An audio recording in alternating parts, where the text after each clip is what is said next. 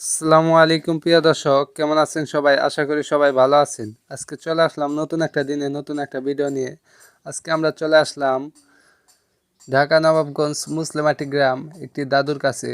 দাদুর একটি ষাঁড় আছে, খুবই সুন্দর ষাঁড়টি। ষাঁড়টি বিক্রি করবার চাইছিল কুরবানি ঈদে, তো বিক্রি করতে পারলো না ষাঁড়টি। ষাঁড়টি এবার সিদ্ধান্ত নিল দাদু ষাঁড়টি আবারও পালবে। যদি কেউ ষাঁড়টি পালার জন্য কিনতে চান তাহলে কিনতে পারেন দাদুর কাছে যোগাযোগ করে।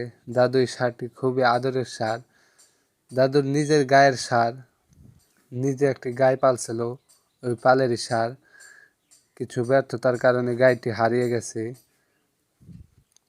তো আপনাদের যদি ভালো লাগে স্ক্রিনে দেওয়া ফোন নম্বরে যোগাযোগ করবেন এবং দাদুর সাথে কথা কয়ে ষাঁড়টি নিতে পারেন।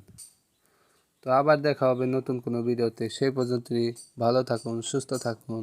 ধন্যবাদ।